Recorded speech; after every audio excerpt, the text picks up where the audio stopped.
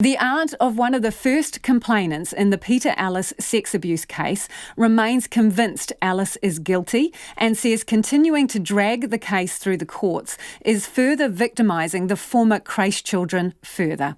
In 1993, Ellis was sentenced to 10 years for jail for abusing 7 children at the Christchurch Civic Creche, but he has always maintained his innocence. Recently diagnosed with terminal cancer, he's now taking the fight to clear his name to the Supreme Court. The original convictions were based on preschoolers' testimony of ritual abuse and torture. Now, 3 convictions were overturned in 1994 after one of the children said she lied. Checkpoint has repeatedly asked Peter Ellis through his lawyer for an interview. He has declined to be interviewed, but his appeal will focus on whether the children's evidence is reliable.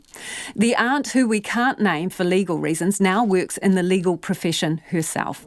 The child in her family was interviewed by the police, but was not one of the 7 who Ellis was convicted of abusing. I started by asking her why she is speaking out now.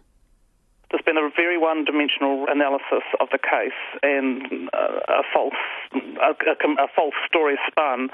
And parents in whānau are, by nature of the case, committed to the privacy and rights of their children, cannot respond. So we never have. We've let the law talk for us, and the result is there's been a whole lot of other talk that's left to go unchallenged and a completely bizarre story made up as if it's fact in the public domain. Well, let's work our way through some of this, starting with the really primary core question. Could Peter Ellis be innocent? No. I've asked myself this from the beginning and every year since, and as I've done legal training and as I've seen other cases and throughout, and no, he can't, because there can only be 2 possibilities. Children were harmed or they were not. For it to be not, that they weren't harmed, there must be another plausible reason for all the evidence. And the adults created it for whatever reason is the only possible one, and we've been given what seems to be a plausible story of how that happened. But I was there. I know that story is wrong in very key particulars, so I know that's not plausible. So you take that away, what have you got? So you have no doubt in your mind that Peter Ellis is guilty? I have no doubt, because for the reasons I've stated, because I've heard first-hand disclosures from children, and because I know that the alternative to the children being right is not right. There is obviously going to be an appeal to the Supreme Court, and it largely is going to centre around, as we understand it, the children's evidence and the allegation that that evidence is in some way contaminated or was improperly obtained, right? So those are valid concerns, aren't they, that should be tested? I'm interested in how the Supreme Court has the ability to order it, because this case occurred before 2002, which is when the Supreme Court gained jurisdiction. These things have been looked at. This case, it's just as hard in 1992-95 to get a conviction on any sexual abuse offence as it is now. It's extremely difficult to get it on the evidence of small children, so there has to be a great consistency and amount of evidence. That's the same then as it would be again now. For legal commentators particularly, to think that it was possible for parents to just rock up to court and make any old crazy accusation, and that it would survive through a trial, critically first, depositions, because a lot of commentators didn't come until after this, depositions, a trial, 2 appeals, which is unique. The evidence was overwhelmingly upheld throughout this process, and then a judicial inquiry, which found that the possibility of Peter being innocent was non-existent virtually. They said the appeal failed by a long shot, and it said that people who had heard all the evidence knew that, and that is the case. So people have just taken a stance over the coffee cups, as it were, and because it has invested a lot, I've got to say, academic and legal careers in a certain version. And I actually don't know how this would have played out without that. But people had a reason from very early on with their careers academically for taking a stance that they've really held on to and gathered associates around, because there's been absolutely nothing in the media, because there can't be. The parents and children remain silent. We've now created something that is so unsafe in New Zealand that none of the child victims could possibly come forward now without fearing being held down. The last time this case was reviewed is in about 2001, which was the Judicial Inquiry. Yes. Isn't it conceivable that what we know about evidence and the way we interview children has changed since then, and that we now have information that may call into question the testimony of those children? To do so is to accept that every sexual abuse conviction gained under that methodology is now unsafe and could be overturned. Now, that's a retrospective, it doesn't usually apply in law, retrospective wisdom. At the time it was best practice. It has, the reasons for people suspecting it aren't reasons, because they're not real. This is my problem. You know, the people that are suspecting the evidence is to fit with the scenario, which again, I say, they've hinged a lot of personal and academic and coffee cup attachment to, because it's never been challenged. Whole careers have been built on this. And they're missing the central point, is why? Why would this evidence be there? Why would the consistency be there? So interviews with the children, some of the children mentioned things like tunnels and dungeons and hanging in cages. Really, well, fantastic stuff in some people's minds. Don't you have concerns about any of that? Look, no, what I see is that the evidence stood on the consistencies. Now, these were very young children. They're from different cultures, different family backgrounds. If you take any group of 100 people and dump them in a situation like this, they're going to respond differently to their child's distress, to their child's disclosures. Those kids will have been reading and watching and hearing different things. There's various reasons for that. But however, I honestly think the whole satanic ritual abuse thing is just a red herring for what we now know is just widespread child pornography. Mainly, you've got to realise that this was in the background of the 1990s. The reason this hell set up was because people couldn't believe it could happen. Well, in those days, we didn't have Jimmy Savile and Rolf Harris and Bill Cosby and all of that. Now, if we think that it only occurs in entertainment, well, that's wrong, isn't it? We've got huge cases overseas, New South Wales, Northern England and so on like that, where there was standard different styles of dress-ups, child pornography, well and truly established, and I think that's really what we've got the case of here. I think that's led to some of these so-called bizarre claims. What's not bizarre is the consistency amongst the children. So you believe the core accusations of the children? The core accusations that they were taken and harmed, and that, that took different forms. But do you accept that there could be some fantasy elements injected into their evidence as well? A combination of truth and stories? I believe they could have been told certain things, that certain people were present and that kind of stuff, of course. Okay. That we can't test, but we can test the consistency between and the collaboration between accounts. This was the early 90s. Could it be that Peter Ellis was the victim of prejudice and homophobia at the time? Yes, that's something that really upsets families, and it seriously bothers me. This is completely untrue. This was the woke liberal creche from Christchurch. Everybody there was warmly supportive. The complainants' families themselves, many of them were friends of Peter's. He was warmly supported in his identity. To a degree where it's quite bizarre when we look back now. But that is completely untrue. There was nothing like that. This is not conservative white Christchurch being shocked at someone who's a bit out there. This was liberal Christchurch being delighted by someone who was a bit out there, and as a result probably didn't see things sooner. Okay, so 3 of his convictions were overturned in around 1994 after one of the complainants said that she had made evidence up, withdrew her evidence in essence.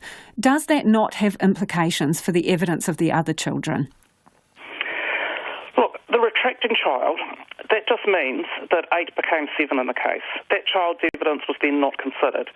It's another demonstration of how the scales of judgment in this case have just got weighted when only one side has got freedom of speech. It's become accepted somehow that one retraction out of 8, under who knows, we don't know what adult pressure, means that other children's evidence, all the other children's consistent, corroborated evidence is unsafe. Well, that's ridiculous. It's 7 against. So what it is normal in any group of children that will happen, and we can see that around the world. The other children's evidence is not invalidated, or it's still considered on its own merits and was examined and upheld. And if you step back, is it not the logical thing that if the retraction was the true story, there would have been either a flood or a trickle of retractions over the years? Remember, 50 kids or plus gave, these kids, the court kids were 77 kids representing concerning interviews over many, many, many more children that didn't meet the 3-interview consistency requirement to be a court child, or their parents, some did actually, quite a few did, and their parents didn't want to put them through the ordeal. Everyone's thinking all those kids made everything up, and all those families did that to their kids on purpose, which is that not more bizarre? So you don't believe that one person withdrawing their evidence affects the remaining evidence of the other children? No, I don't. I think going through the court process for those children was extremely gruelling, and the fact that 7 had the courage and the support to go through with it is the incredible thing. I think that it hadn't dropped out to 3 or 4 by the time we got to the second appeal is the remarkable thing, because it took such stamina. I tell you, for those families that were there being denigrated and outright lied about again and again in the media, with no chance. As I say, freedom of speech has this entire time been entirely one-sided. You must see that in the media. You must know that if you don't front with your story, then another story gets told, and that's what's happened. So what did you have? Left it to the justice system to speak our truth, and it did. It did an amazing job. It gave me faith in the justice system. And what it did was it taught me a valuable life lesson, which is, unless I know, I don't know. I don't pretend to know what is or isn't the case of something that's in the media unless I really know. So what did you have to do with the other children in this case, if anything? I had friends whose children went there and whose disclosures I heard, and my children, one of my children was enrolled to start there but hadn't started by the time this happened. So did you over the years speak to those other children? Yes. About what had happened? Yes, I did. I was in the room with one of the children when they read out the single question that was recommended at the public meeting that followed, the City Council called public meeting, where they were beginning to question children. I was in the room when that one friend's child was read that out, and there was a very strong and disturbing reaction. And I subsequently heard disclosures from that child unprompted, out of the blue, middle of the night. Because you will be aware, one of the issues is that parents were asking their children questions when they'd been advised not to, and there are serious concerns about contamination of the evidence. So did you ever ask any of the kids' questions? No, definitely not. Not be on that card ever. And my response to that is, again, you get 100 people in any situation and you'll get a variety of responses. Some parents were just incredible and restrained and professional and went out of the room to cry and do nothing to prompt it. Other parents, of course, probably did question their kids more because everyone's going to be different. How do you expect, if your kid's sitting there telling you these things, how are you not going to say who was there? But a lot of people didn't. A lot of people did really well. It was really complicated. That's why it got down to 8 kids at trial, and that's why it got down, as I say, not surprising to me that it got down to 7 under the kind of pressure families were under. So what is it like for your family, after all of these years, so many years, for this to still be going through the courts? Oh yeah, look, this is really churns my stomach, and it churns my stomach for the victims, and for we've all got on, but it's cost us all dearly. It's affected our relationships, how close we can live to each other, the course our life's taken, all sorts of things, our responses in lots of situations. Me in the legal profession now, I just come up against it all the time. And I just want to shake people and say, hey, you should know better. You should be able to stand back and realise that when a story is told one-sidedly or when you take significant factors out, this needs looking at. And, it is really sickening that it's come up now. I actually am a strong believer in the justice system because of how it served us, and part of that is I'm a strong believer that you go to court, you get the court decides, you get your sentence, you do your sentence, and that's the end of it. And that's how I would have liked it to have been for this. I actually, I have no ill will to Ellis himself, and I'm not going to say I'm sorry he's sick. It's just irrelevant. But he did his time, good as gold. But what's different about Ellis is all of these people who invested so much, who had voice and power early on, that invested so much in a story they wanted to believe that made them feel better about what had happened. But as someone who works in the legal profession, you must accept that there are cases where there are wrongful convictions. I do. That's why I keep a really open mind about what I do and don't know. This could be one of them, couldn't it? We've got some spectacular ones in New Zealand, and I've got some opinions on some of them and absolutely no opinions on others because I don't know enough, and unless I knew enough. And I don't think anyone that's commenting on this case publicly knows enough to be commenting on it. And almost everybody knows nothing, but even the ones that have been following it, the journalists and so on. So right. You're absolutely right. I find it fascinating that I'm in this position, this close to it, and I'm a great believer in the justice system and finding out where it hasn't been upheld. It's just this isn't one of them.